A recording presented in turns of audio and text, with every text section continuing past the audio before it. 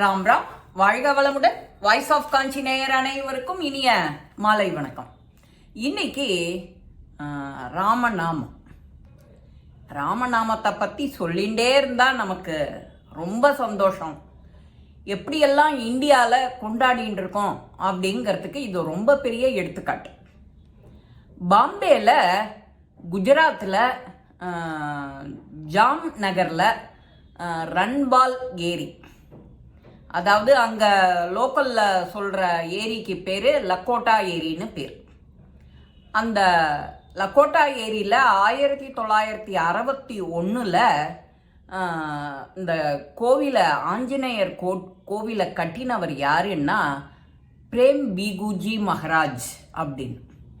செந்தூரத்தால் இருக்கிற அந்த ஆஞ்சநேயர் 1964 அந்த வருஷத்துலேருந்து ராமநாம பஜன் இடைவிடாத தொடர்ந்து சொல்லிட்டு இருக்கா இன்னி வரைக்கும். அந்த பஜனைக்கு பேர் என்னன்னா ராம் தூன். அந்த பஜனைக்கு பேர் கின்னஸ் சாதனையெல்லாம் நடந்திருக்கு. அது 1984 கின்னஸ் உலக சாதனை நடந்திருக்கு இதே ராமநாமத்துக்கு.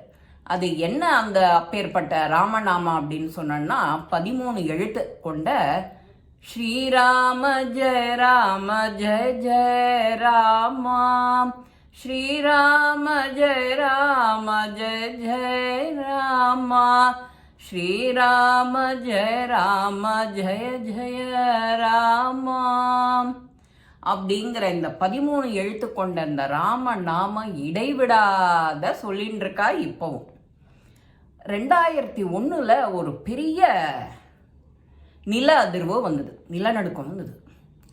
அந்த நிலநடுக்கம் வந்தது, அந்த கோவிலை ஒன்றுமே செய்யலை. எல்லாரும் அந்த கோவிலில் தான் தஞ்சம் புகுந்துண்டா. இந்த இப்பேற்பட்ட இந்த ராமநாமத்தை அவர் அப்பவே பிடிச்சி அந்த மகாராஜ் இந்த கோவிலுக்கு செஞ்சிருக்கார்.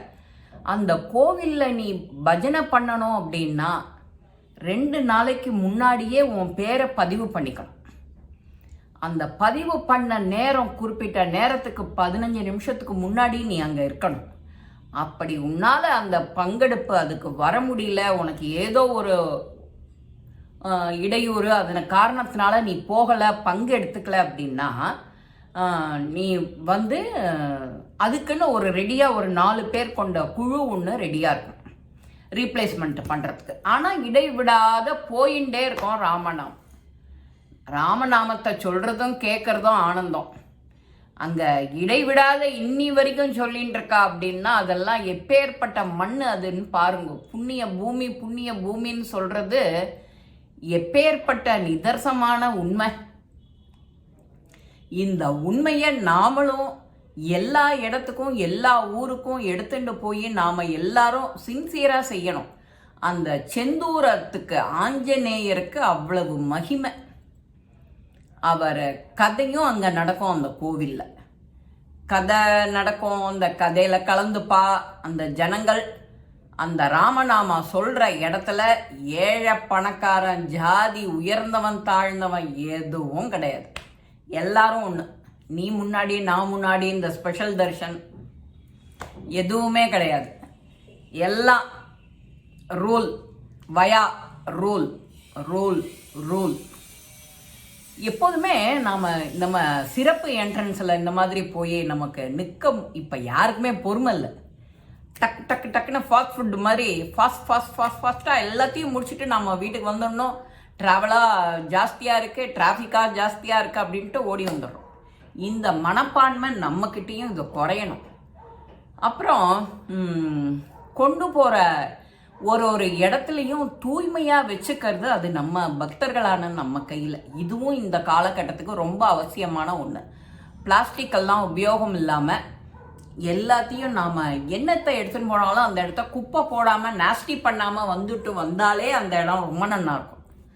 இது 2வது விஷயம். இந்த மாதிரி சின்ன விஷயங்கள்லாம் நாம் ஃபாலோ பண்ணிட்டு வந்தால் இதோட புண்ணியம் உனக்கு துளி கூட குறையாமல் அப்படியே கிடைக்கும். श्रीराम जय जय रामा, श्रीराम जय ஜெய ஜெய ராமா. இந்த நாமத்தை நாமளும் சொல்லி அந்த ஆஞ்சநேயர் கோவில் யாருக்கு எங்கே இது போகணும்னு குஜராத்துக்கு போகும்போது இந்த இடம் கிடைக்கும்போது போகணும்னு வாய்ப்பு கிடைக்கிறவா போய் அவசியம் பார்த்துட்டு வாங்கோ. இது குஜராத்தில் ஜாம்நகரில் இருக்குது.